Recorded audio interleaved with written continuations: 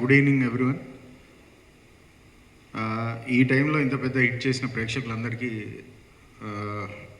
నా ధన్యవాదాలు. ఈ సినిమాలో ఎవరి గురించి అని మాట్లాడాలంటే ఓన్లీ ఫస్ట్ హీరో గురించి.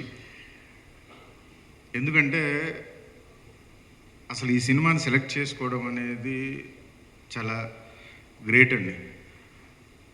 ఎందుకంటే హీరో ఫస్ట్ టైం ఈ సినిమా చూసి ఇంప్రెస్ అయ్యి ఈ సినిమా నేను చేయాలని ఫిక్స్ అయ్యి నన్ను పిలిచి నువ్వు ఈ సినిమా చూడు ఎలా ఉంటుంది చెప్పు అది అని చెప్పి నన్ను అడిగాడు. చూసినప్పుడు నేను షాక్ అయ్యాను, ఇదేంటి ఇది చేయాలనుకుంటున్నాడు ఏంటి అని. బట్ నాకు లోపల హీరో చేస్తే బాగుంటుందని ఉంది, బట్ వాళ్ళు రియల్గా చేస్తారా లేదా, ఎందుకంటే కమర్షియల్ హీరో. సో ఇలాంటి సినిమాని తను నిజంగా అన్నాడా లేకపోతే నార్మల్గా అన్నాడా నాకు తెలియలేదు. బట్ తను చాలా స్ట్రాంగ్గా ఫిక్స్ అయిపోయాడు, ఈ సినిమా చేయాలి, నేను కొత్తగా ఏదన్నా చేయాలి అనే ఉద్దేశంతో ఈ సినిమాని సెలెక్ట్ చేసుకుని నాకు ఇవ్వడం జరిగింది. ఆ విషయంలో రియల్గా నేను సెల్యూట్ చేయాలంటే హీరో గారికే.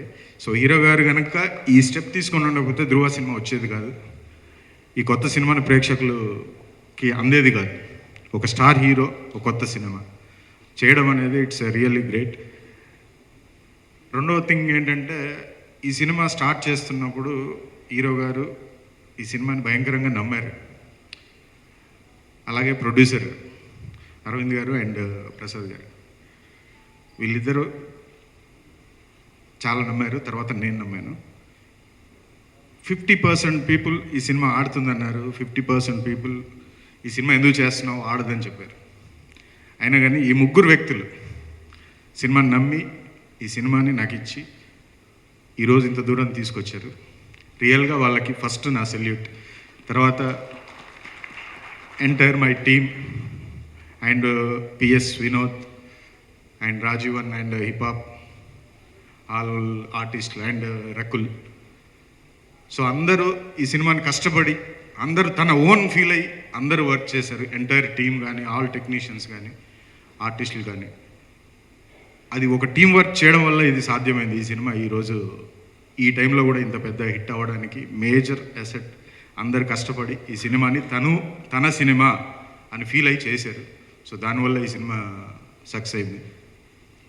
అండ్ ఎడిటర్ సో నవీన్, నేను ఈ సినిమాకి ఫస్ట్ టైం తనతో వర్క్ చేయడం జరిగింది. సో ఈ సినిమాతోటి నేను ఒక బెస్ట్ ఎడిటర్ని నాకు ఫ్రెండ్ అయ్యాడని ఫీల్ అవుతున్నాను నేను. So thank you very. Railway Raj ఆడి ఓడిన ఆటవీడు. ముసలకి నీళ్ళల్లో బలం, వీళ్ళకి అడవిలో బలం. ఏం రో లావు మాట్లాడుతున్నావు?